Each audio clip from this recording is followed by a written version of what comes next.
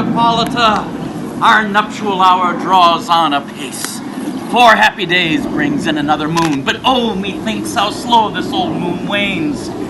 She lingers my desires like to a stepdame or a dowager, long withering out the young man revenue. 4 days will quickly steep themselves in night, 4 nights quickly dream away the time, and then the moon, like to a silver bow new bent in heaven, will behold the night of our solemnity.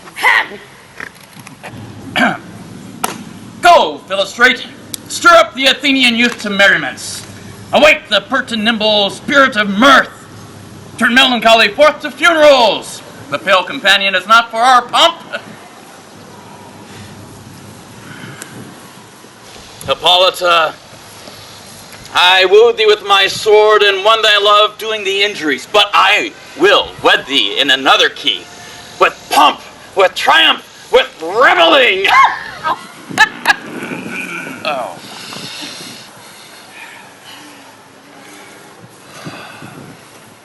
Happy be Theseus, our renowned Duke. Thanks, good Egeus.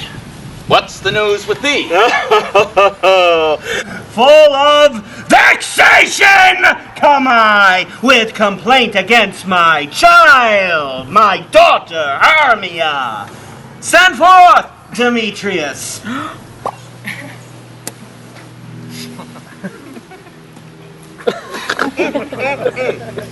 I know the Lord. This man hath my consent to marry her. Stand forth, Lysander. And my gracious Duke, this man hath bewitched the bosom of my child. Thou, Lysander, thou hast given her rhymes and interchanged love tokens with my child. Thou hast by moonlight at her window sung with feigning voice verses of feigning love, and hast stolen the impression of her fantasy with bracelets of thy hair, rings, gauds, conceits. With cunning thou hast filched my daughter's heart and turned her obedience, which is due to me. Her obedience, which is due to me, to stubborn harshness.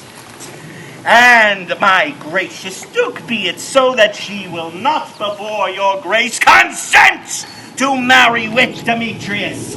I beg the ancient privilege of Athens, as she is mine, I may dispose of her, which shall be either to this gentleman or to her death. According to our laws.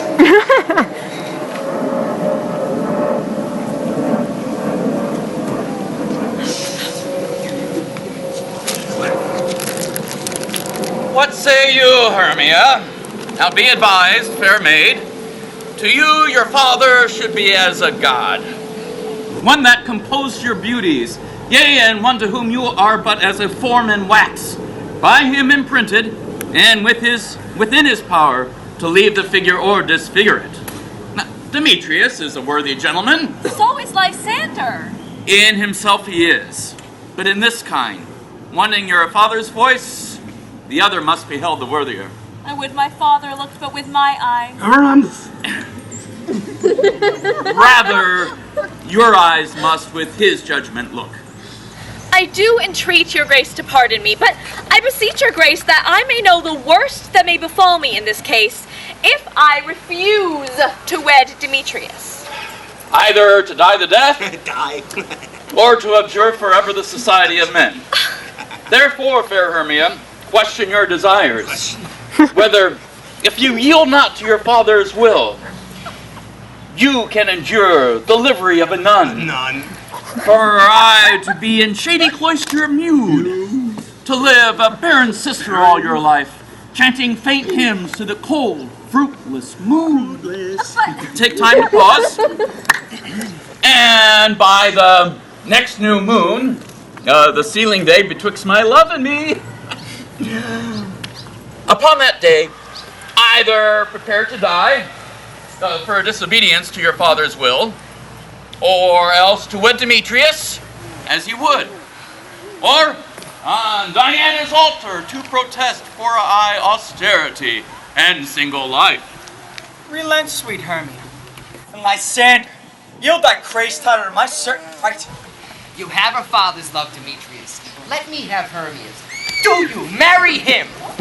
Scornful Lysander! 'Tis true, he has my love, and she is mine, and oh, my right of her I do estate unto Demetrius. I am, my lord, as well derived as he, as well possessed. My love is more than his. My fortunes every way is fairly ranked, if not with advantage, than Demetrius, and which is more than all these boasts can be. I am beloved of beauteous Hermia. Why should I not then prosecute my right? Demetrius, I'll vouch to his head, made love to Nader's daughter Helena, and won her soul. And she, sweet lady, dotes, devoutly dotes in idolatry upon this spotted and inconstant man. I must confess that I have heard so much, and with Demetrius ought to have spoke thereof. But, being overfull of self-affairs, my mind did lose it. Okay. For you, fair Hermia, look you arm yourself to fit your fancies to your father's will, or else the law of Athens yields you up to death. Death. Or to a vow of single life. Come, my Hippolyta. What cheer, my love?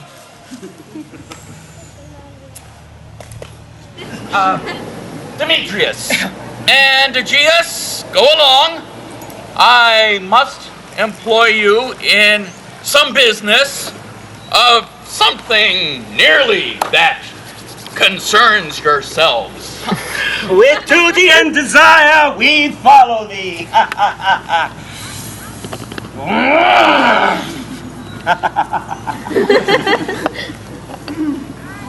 Oh! How now, my love? Why is your cheek so pale? How chance the roses there to fade so fast? Belike for want of rain, which I could well beteem them from the tempest of my eyes. For aught that I could ever read, could ever hear by tale or history, the course of true love never did run smooth. But either it was different in blood, Oh, cross, too high to be enthralled to low. or else miscraft in respective years, Oh, spite, too old to be engaged to young. or else it stood upon the choice of friends. Oh, hell, to choose love by another's eyes. Or if there was sympathy in a choice, war, death, or sickness did lay siege to it, making it momentary as a sound, swift as a shadow, short as any dream, brief as the lightning in the collied night that in a spleen unfolds both heaven and earth. And ere a man hath the power to save, behold, the jaws of darkness do devour it up. So quick bright things come to confusion. If then true lovers have been ever crossed, it stands as an edict in destiny. A good persuasion. Therefore, hear me, Hermia. I have a widow aunt, a dowager of great revenue. She hath no child. From Athens is her house, remote 7 leagues, and she respects me as her only son. Dear gentle Hermia, may I marry thee? And to that place the sharp Athenian law cannot pursue us. If thou lovest me, steal forth thy father's house tomorrow night, and in the wood, a league without the town. There I will stay for thee. Oh, my good Lysander! I swear to thee, by Cupid's strongest bow, in that same place thou hast appointed me, tomorrow truly will I meet with thee. Keep promise, love. Look, here comes Helena. Oh, Godspeed, fair Helena. Whither away? Call you me fair? That's arrogant, I'd say. Demetrius loves your fair. Oh, happy fair. Sickness is catching. Oh, our favor so yours. When I catch fair Hermia, ere I go, my ear should catch your voice, my eye, your eye, my tongue should catch your tongue, sweet melody. Demetrius being baited, the rest I give to be to you translated. Oh, teach me how you look, and with what art you sway the motion of Demetrius' heart. I frown on him, yet he loves me still. That your frowns would teach my smiles such skill. I give him curses, yet he gives me love. That my prayers with such affection move. The more I hate, the more he follows me. The more I love, the more he hateth me. His folly, Helena, is no fault of mine. Not but your beauty. Would that fault were mine. Take comfort. He no more shall see my face. Shush, shush, shush! Myself shall fly this place. Before the time I did Lysander see, seemed Athens as a paradise to me. Oh, then what graces in my love do dwell, that he hath turned a heaven unto a hell. Helen, to you our minds we will unfold. Tomorrow night when Phoebe doth behold a time that lovers' flight doth still conceal. Through Athens' gates have we devised to steal. And in the wood where often you and I upon faint primrose beds were wont to lie, emptying our bosoms of their counsel sweet, there my Lysander and myself shall meet, and thence from Athens turn away our eyes to seek new friends and strange companies. Oh, farewell, sweet playfellow, pray thou for us, and good luck grant thee thy Demetrius. I do. Helena, and you, as you on him, Demetrius dote on you.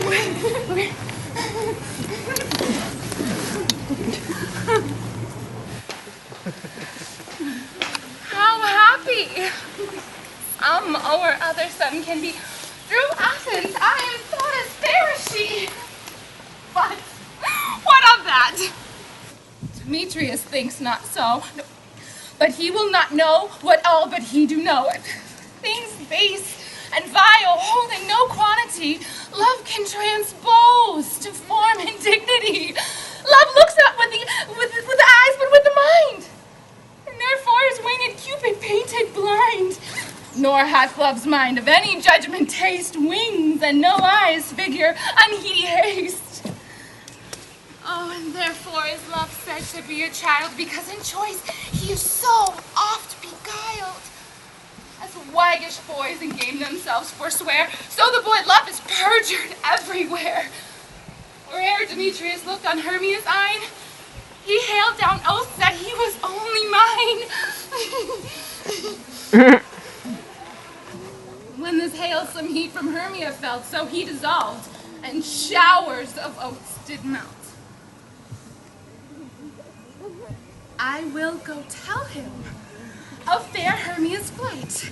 Then to the wood will he tomorrow night pursue her. And for this intelligence, if I have thanks, it is a dear expense. But herein mean I to enrich my pain, to have his sight thither and back again.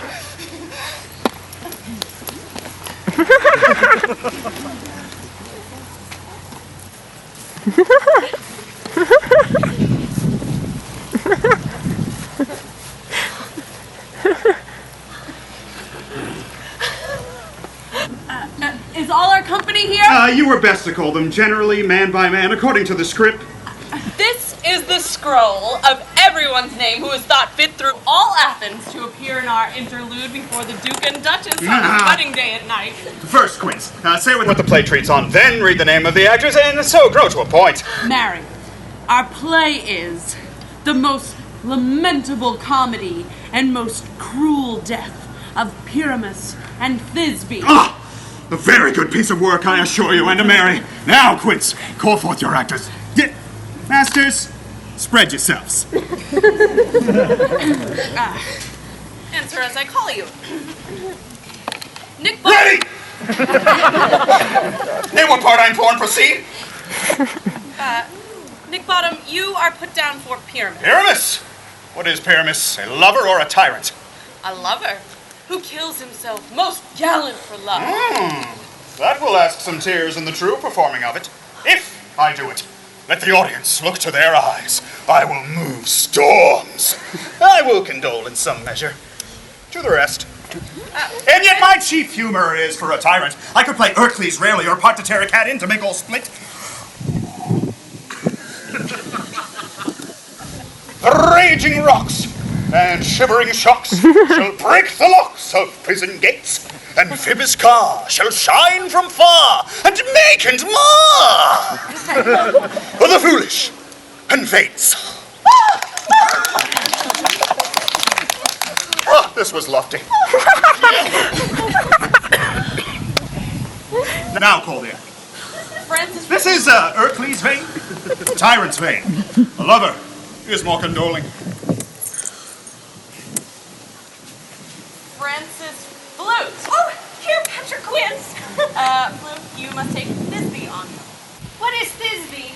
A wandering knight? It is the lady that Pyramus must love.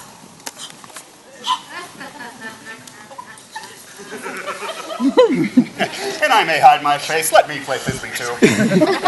Speak in a monstrous little voice. Thisbe, Thisbe. Thisbe, dear, I love it, dear. No. You must play Pyramus, and Flute, you Thisbe. Well, proceed. Robin Starveling. Here, Quince. Robin Starveling, you must play Thisbe's mother. Tom Snout. Here, Quincy. You, Pyramus' father. Snug. You the lion's part, and I hope here is a play fitted. Have you the lion's part written yet? I pray you give it me, for I am slow of study. You may do it extempore, for it is nothing but roaring. Let me play the lion too. I will roar that I will do any man's heart good to hear me. I will roar that I will make the Duke say, let him roar again, let him roar again, let him. And you would do it terribly. You would fright the Duchess and the ladies that they would shriek. And that would be enough to hang us all. That would hang us, every mother's child. I grant you, friends, if you should fright the ladies out of their wits, they would have no more discretion but to hang us. But I will aggravate my voice, so that I will roar you as gently as any sucking dove. I will roar you into any nightingale. You can play no part but Pyramus!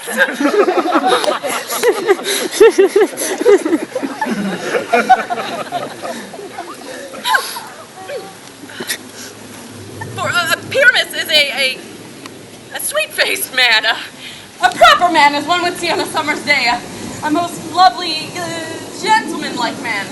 Therefore, you must needs play Pyramus.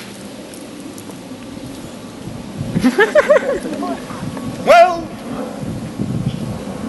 I will undertake it. What period were I best to play it in? What you will. But masters, here are your parts. To me! I request you, entreat you, and desire you to pawn them by tomorrow night, and meet me in the palace wood, a mile without the town, by moonlight. There will we rehearse, for if we meet in the city, we will be dogged with company, and our device is known. In the meantime, I will draw a bill of property, such as our play wants. I pray you, fail me not. 176. What's up? Hey,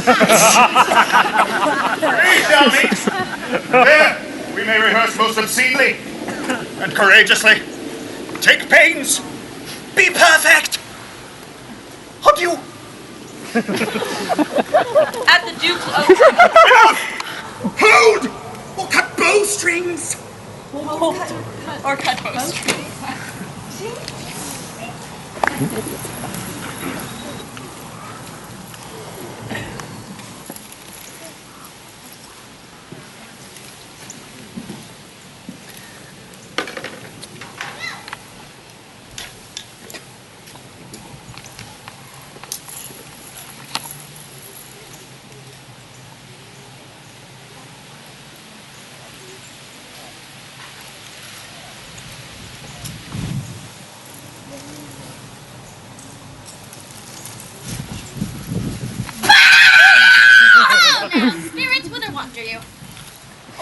Over dale, thorough bush, thorough briar. Over park, over pale, thorough flood, thorough fire. We do wander everywhere, swifter than the moon sphere. We serve the fairy queen and do her orbs upon the green. We must go seek some dewdrops here, and hang a pearl in every cowslip's ear. Farewell, thou love of spirits, we'll be gone. Our queen and all our elves come here anon.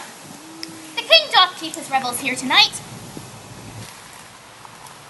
Take heed the queen come not within his sight, for Oberon is passing fell and wrath that she is her attentive hath a lovely boy, stolen from an Indian king. She never had so sweet a changeling. And jealous Oberon would have the child, might have his train to trace the forest wild, but she perforce withholds the loved boy, crowns him with flowers and makes him all her joy. And now they never meet in grove or green, by fountain clear or spangled starlight sheen. Either I mistake your shape for making quite, or you are that shrewd and knavish sprite called Robin Goodfellow. Oh, what? Are you not she that frights the maids of the villagery, skim milk and sometimes labor in the current, and breathless make the bootless housewives churn? And sometime make the drink to bear no barm, mislead night wanderers laughing at their harm. Those that hobgoblin call you in sweet puck, you do their work and they shall have good luck. Are you not she? Thou speakest right, I am that merry wanderer of the night. I jest to Oberon and make him smile when I have fat and bean-fed horse beguile, neighing in likeliness of a filly foal. And sometime lurk I in a gossip's bowl, and on her withered dewlap pour the ale. Take this. The wisest man telling the saddest tale, sometime for a 3-foot stool mistaketh me. Then slip I from her bum, down topple she, and waxen in their mirth and knees and swear a merrier hour was never wasted there. But real dairy, here comes Oberon. And my mistress, would that you were gone.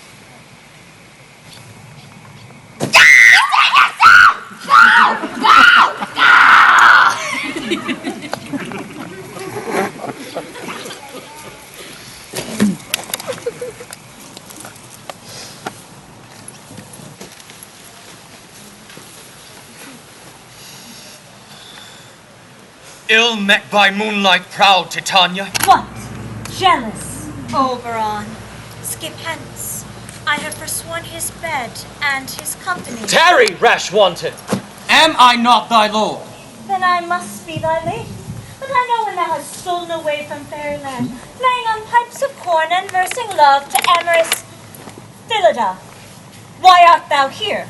But that forsooth, the bouncing Amazon, your buckskin mistress and warrior love, to Theseus must be wedded, and you come to give their bed joy and prosperity. How canst thou thus for shame, Titania, glance at my credit with Hippolyta, knowing I know thy love to Theseus?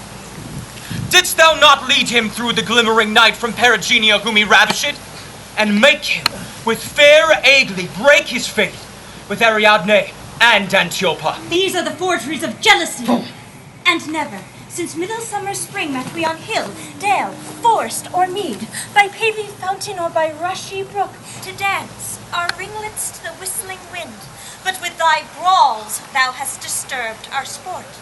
Therefore, the winds, piping to us in vain as in revenge, have sucked up from the sea contagious fogs, which falling in the land have every pelting river made so proud that they have overborne their continents.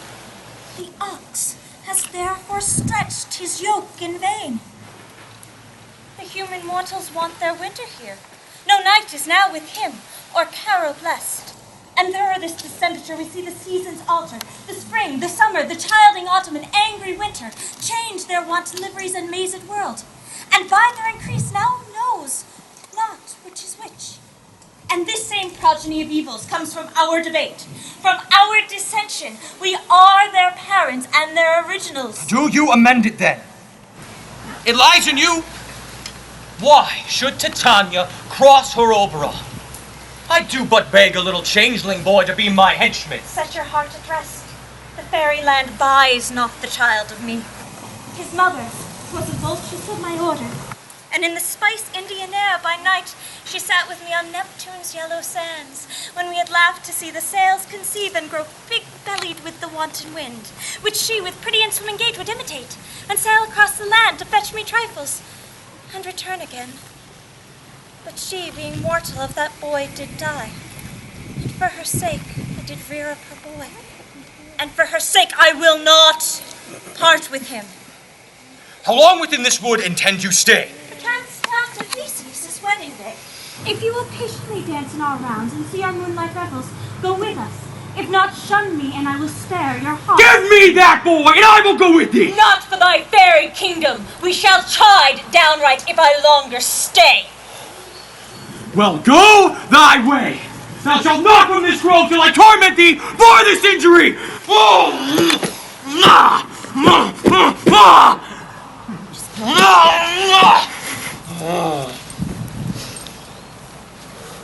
My gentle Puck, come hither. Thou rememberest, since once I sat upon a promontory and heard a mermaid on a dolphin's back uttering such dulcet and harmonious breath that the rude seas grew civil at her song, and certain stars shot madly from their spheres to hear the sea maid's music. I remember it, yeah. That very night I saw, but thou couldst not, flying between the cold moon and the earth, Cupid, all armed. A certain aim he took at a fair vestal throned by the west, and loosed his love shaft smartly from his bow. Yet marked I where the bolt of Cupid fell. It fell upon a little western flower. Before milk white, now purple with love's wound, and maidens call it love in idleness. Wah! Fetch me that flower! The herb I showed thee once. The juice of it on sleeping eyelids laid will make or man or woman madly dote upon the next live creature that it sees. Fetch me this herb, and be thou here again ere the Leviathan can swim a league. I'll put a girdle round about the earth in 40 minutes. Having once this juice, I'll watch Titania when she is asleep and drop the liquor of it in her eyes.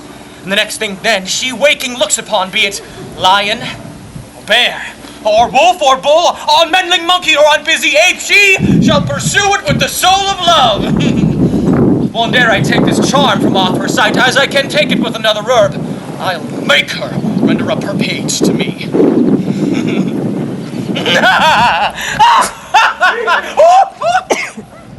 Who comes here? Oh.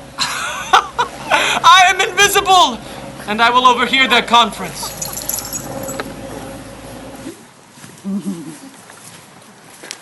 I love thee not, therefore pursue me not. Where's Lysander and fair Hermia? The one I'll slay, and the other slayeth me.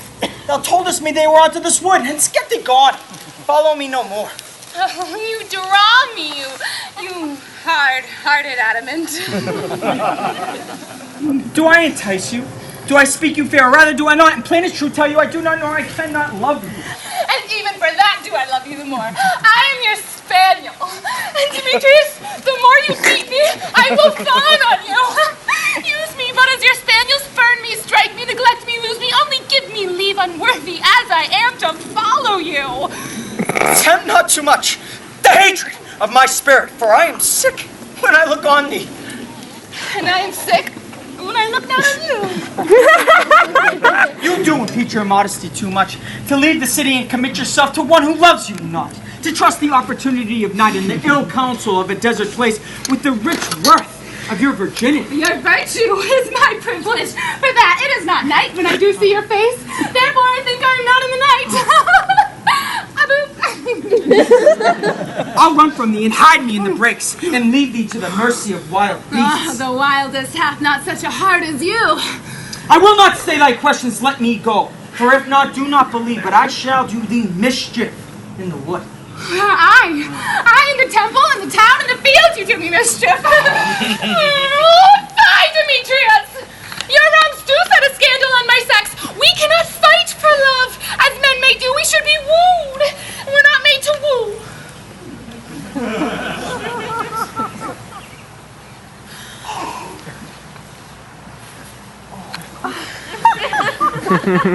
I'll follow thee, and make a heaven of hell to die upon the hand I love so well. Well, fare thee well, nymph. Ere he do leave this grove, thou shalt fly him, and he shall seek thy love.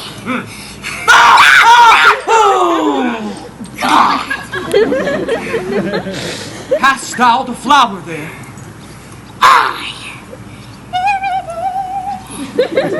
I pray thee, give it me.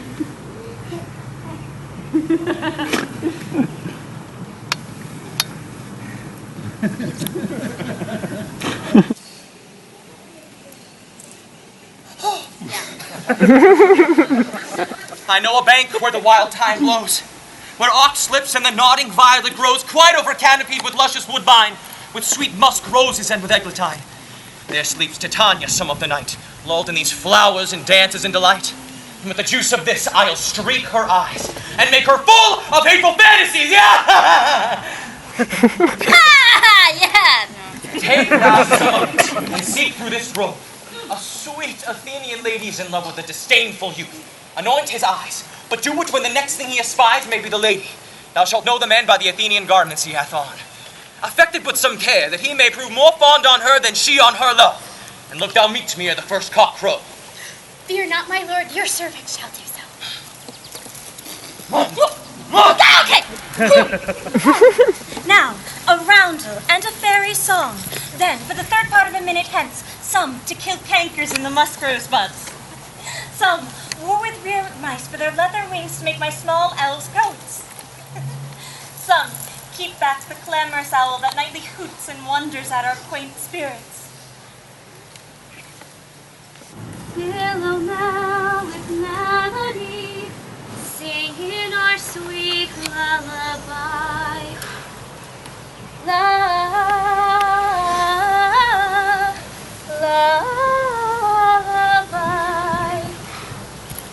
Never harm, nor spell, nor charm, come our lovely lady nigh.